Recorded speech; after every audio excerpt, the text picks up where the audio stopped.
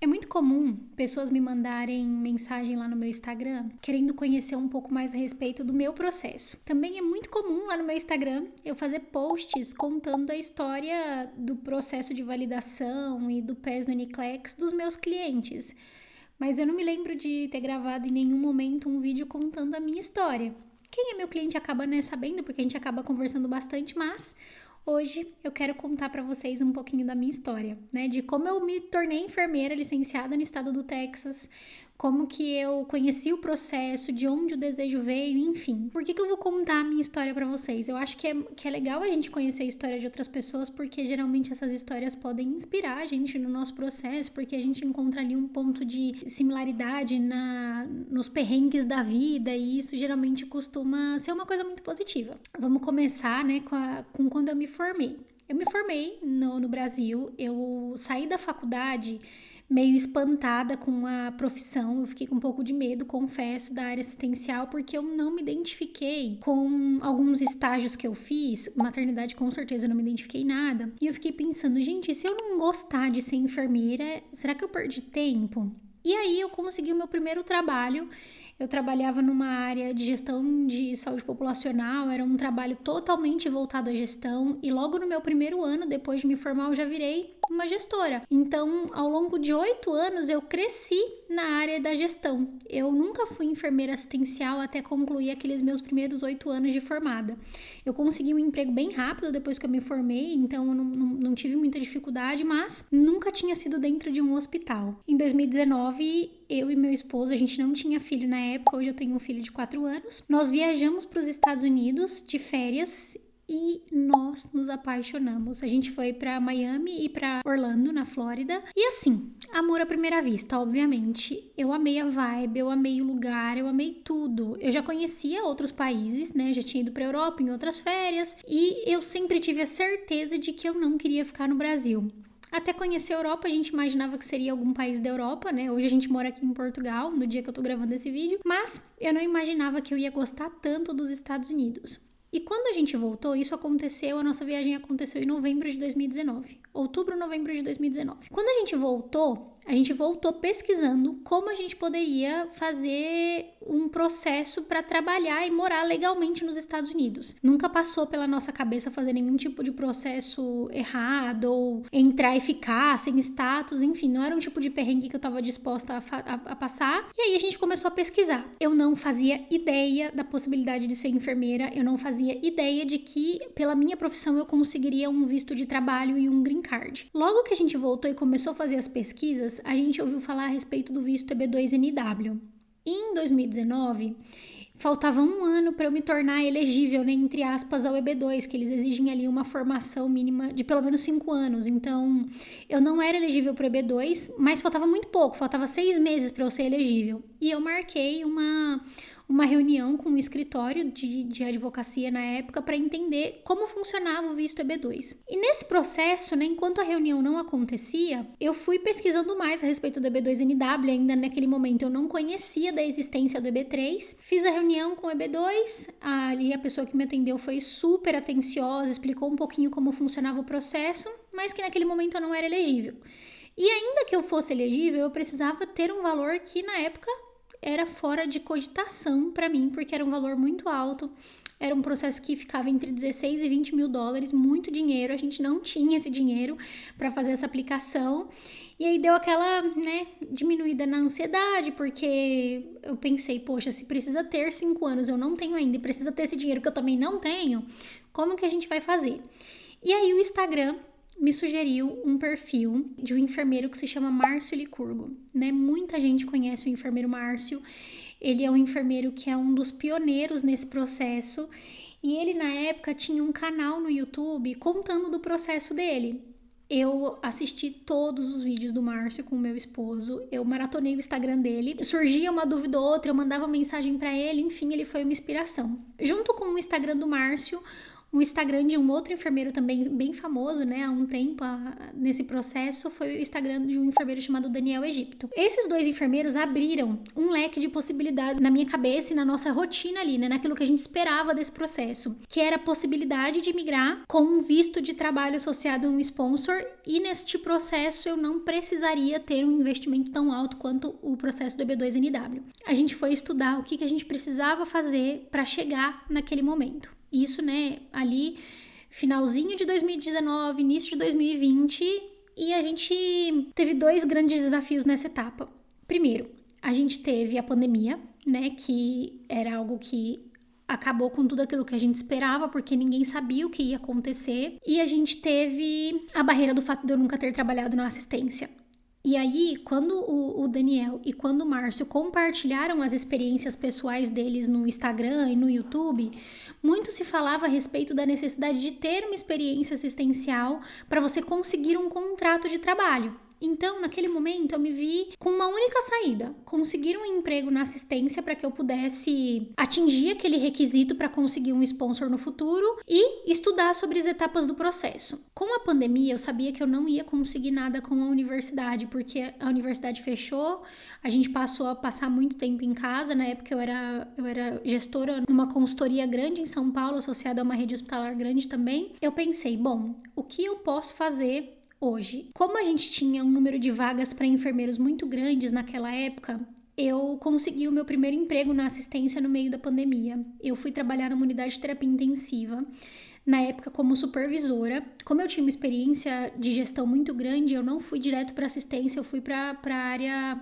gerencial, né, administrativa ali de uma unidade de terapia intensiva, mas que foi um divisor de águas no meu processo. Eu amei a UTI. Eu não esperava que eu fosse gostar tanto de uma unidade de terapia intensiva como eu gostei daquela UTI. Obviamente, a gente teve muito desafio. Primeiro porque existiam algumas coisas relacionadas à área assistencial que eu não tinha a habilidade que eu precisava ter. Por exemplo, eu lembro de ir nos plantões, mesmo como supervisora, a respeito de procedimentos, conhecimentos específicos sobre determinadas coisas eu não tinha. Então, eu estudei muito para conseguir atingir a expectativa que eu precisava atingir dentro daquele trabalho. E como supervisora, eu me colocava à disposição da equipe para colocar a mão na massa, mesmo com as tarefas administrativas, para me tornar conhecedora do processo de como ser um enfermeiro numa unidade de terapia intensiva. Eu trabalhei naquela função por algum tempo. Quando meu contrato encerrou, eu busquei um outro trabalho numa unidade de terapia intensiva também, agora já como uma enfermeira assistencial. E a partir dali, nunca mais eu saí da UTI até, né, pedir demissão do meu último emprego. Depois eu chego nessa parte da história. Eu passei o ano de 2020 todo trabalhando para adquirir a experiência que eu precisava. Se falava muito entre 6 meses e 1 ano de experiência, então eu entendia que eu precisava desse período trabalhando para conseguir atingir aquele requisito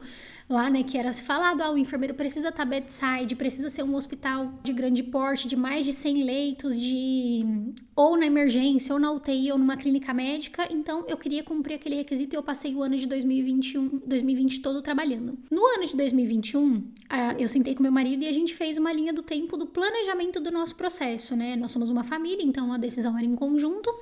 E dentro dessa linha do tempo estava nos nossos planos ter um filho. Eu já tinha ali quase 30 anos e aí eu pensei, bom, né, daqui a pouco eu tenho 30, eu quero ser mãe, então chegou o momento. Como eu já tinha atingido o que eu precisava, que era o requisito inicial da experiência, eu falei, bom, então agora é hora de engravidar. Na minha cabeça, eu tinha que, grávida, eu conseguiria validar o meu diploma, conseguiria continuar trabalhando e conseguiria estudar para o NCLEX, enfim, achei que ia descobrir o mundo. Não aconteceu, obviamente. O que eu fiz? Eu engravidei, foi uma gestação relativamente tranquila, mas eu tinha ali o meu emprego, precisava trabalhar, enfim, eu não dei início ao meu processo de validação em 2021, onde a gente ainda tinha um cenário de pandemia bem acentuado. E aí, quando o Murilo nasceu, que é o meu filho, eu pensei, bom, agora é o momento de iniciar meu processo de validação. Então, de 2019, ali no finalzinho de 2019, quando eu conheci o processo, até junho de 2022, quando eu realmente iniciei, dei o start no meu processo, passou bastante tempo. Naquele momento, eu estudei inglês, né, que era o que eu podia fazer, e adquiri a experiência assistencial que eu não tinha e que eu precisava. Quando chegou, né, em junho de 2022, eu estava financeiramente preparada para fazer a aplicação pelo CGFNS. Eu tinha escolhido fazer CGFNS para não ficar presa em nenhum estado, né? Por conta da questão aí de, Joseph não era aceita em tantos estados. Na época eu acho que não tinha nem 30 estados que eram aceitos pela Joseph. E eu não queria correr esse risco. Então eu iniciei meu processo pelo CGFNS. Eu lembro como se fosse hoje, do dia que eu paguei a taxa, da emoção que eu senti naquele dia. Na época ainda era mais barato. Eu paguei, eu acho que $390 na taxa do CGFNS. E eu iniciei a minha validação. Eu fui até o Corém, abri o protocolo para iniciar meu processo junto ao Corém de São Paulo.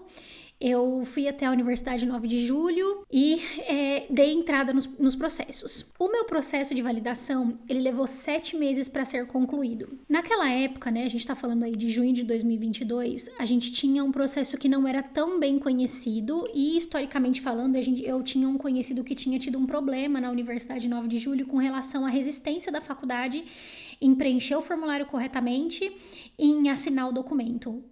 Isso é um problema porque existe uma carga horária mínima exigida, eu tinha medo de não cumprir esse requisito, ou então de que o documento não fosse assinado, enfim.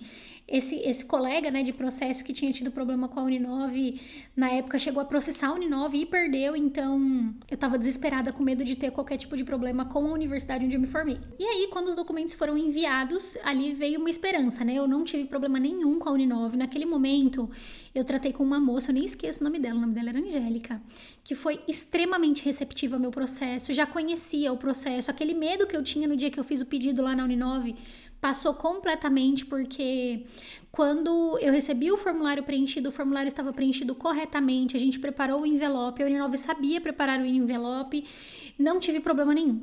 Documento enviado. Quando o documento foi recebido pelo CGFNS, eu tive 2 RFAs. RFA, para quem não sabe, é quando o CGFNS tem dúvida sobre alguma parte ou algum documento faltou, ou eles querem autenticar alguma assinatura e eles colocam esse status para a gente corrigir ali a documentação. Enfim, tive 2 RFAs, levei 7 meses para validar o diploma. Como eu já sabia quando eu queria fazer a prova, porque a gente tinha ali uma expectativa de que a prova, quando eu estou dizendo do NCLEX, que a prova mudaria em abril do ano seguinte, em abril de 2023, eu sabia que eu queria fazer a prova antes dessa data. Então, eu antecipei o meu cadastro junto ao Board of Nursing de Montana e eu escolhi fazer a aplicação pelo estado de Montana. Eu fiz a aplicação no estado de Montana antes do meu diploma ser validado. Eu comecei ali a aplicação no finalzinho de novembro de 2022. Em janeiro de 2023, quando a minha validação saiu, eu já tinha enviado as digitais, que inclusive foram recusadas a primeira vez por baixa qualidade, e aí bastante gente me pergunta isso no Instagram também, se é comum as digitais serem recusadas, e sim, acontece. Eu me tornei elegível para fazer o NCLEX em janeiro de 2023, e eu marquei a minha prova para fevereiro de 2023. Todo o meu processo de validação eu usei para estudar para o NCLEX. Eu não, mesmo com as frustrações do CGFNS, mesmo com o risco de RFA e mesmo com as 2 RFAs, eu não deixei isso me abalar. Durante meus 8 meses, né, o diploma levou 7 meses para validar, eu fiz uma revisão de mais 1 mês depois que eu finalizei o meu cronograma, eu estudei para o NCLEX, claro, patinando ali no início até eu entender como estudar, até pegar o ritmo de estudos, eu patinei bastante, daí eu conheci a Dani e a Isa, né, tem bastante vídeo lá no Instagram contando sobre isso, mas eu estudei durante todo o meu processo de validação. Eu fiz a prova, eu passei na primeira tentativa, eu também me lembro da emoção que foi fazer aquele trick que a gente fazia, né, em 2023, para saber se eu tinha passado na prova. Me emociona lembrar daquele dia, porque quando a gente fala do estudo para o NCLEX, eu não romantizo, porque é muito puxado, né? Eu tinha 2 empregos na época, o Murilo tinha 1 ano e pouquinho, era o meu sonho, então eu sabia que dependia de mim, não tinha uma forma de passar por aquilo sem estudar. Então, foi com muito estudo, o PES veio na primeira tentativa e eu era uma enfermeira oficialmente licenciada no estado de Montana. Com a licença no estado de Montana, eu já sabia que a próxima etapa era procurar um sponsor. Eu achava que o NCLEX tinha sido desafiador. Minha Nossa Senhora, como foi procurar um sponsor? Toda a etapa do processo, a gente acaba tendo uma pessoa que fica muito próxima da gente naquela etapa. Eu brinco, né, do amigo para aquela fase que a gente está vivendo. Porque geralmente é uma pessoa que está vivendo a mesma fase e compartilha das mesmas angústias que você. E aí, eu comecei a me preparar para as entrevistas. Eu fiz 22 entrevistas, eu recebi 14 propostas. É muita proposta, tinha dia que eu tava de saco cheio daquilo, obviamente teve entrevista que eu falei groselha. Gente, eu vou contar pra vocês uma coisa, Tem uma expressão que é such as, que é como se fosse um por exemplo. Eu lembro que eu falei pra moça uma expressão completamente diferente. Quando eu terminei a entrevista, meu marido geralmente ficava ouvindo pra dar um feedback pra mim depois. Ele falou pra mim: amor, você falou such as errado. Você falou e soou como um palavrão muito pesado. Eu falei: ai, não acredito nisso. E era pra uma vaga que eu queria muito. No final das contas, eu até recebi a proposta, mas não aceitei. Enfim, era muito desgastante. Foram 3 meses que eu passei nessa etapa até vir uma proposta que fazia sentido para aquilo que eu estava buscando. Eu tinha alguns limites que eu não gostaria de perder, né? O controle a respeito de algumas decisões que a gente tinha tomado ao longo de todo esse tempo estudando. Que era, eu não queria morar num estado muito frio, né? Que passa 6, 8 meses embaixo da neve. 2, eu não queria sair da unidade de terapia intensiva, porque era uma área que eu tinha me identificado e gostado muito. Eu gostaria de assinar um contrato de pelo menos mais de $40 por hora e eu queria morar numa cidade grande, né? Eu sou paulistana, eu gosto da vibe de São Paulo e eu queria continuar naquele estilo de vida que eu levava. E aí eu consegui um contrato que contemplou aí todos os meus requisitos mínimos. Meu sponsor é a Clearport. Eu vou para Houston, no Texas, atuar numa unidade de terapia intensiva. Eu fiquei muito realizada com a assinatura do meu contrato. Eu assinei o meu contrato em junho de 2023, exatamente um ano depois que eu paguei a taxa lá do CGFNS. Com o contrato assinado, vem um alívio, falar: nossa, eu nem acredito que eu cheguei finalmente nessa etapa. Depois disso, a próxima etapa era um desafio que se chama teste de proficiência. Como eu assinei um contrato para o Texas, inicialmente eu gostaria de ter feito o IELTS, e aí nem cheguei a iniciar minha preparatória para o IELTS, né? Eu tava ali estudando, e aquela minha amiga de fase de entrevistas, ela falou: Paty, tem uma prova que se chama TOEIC, tem uma colega que fez a prova, achou que ela é mais fácil que o IELTS, o que você acha da gente fazer ela? Eu falei: beleza, eu vou estudar sobre a prova.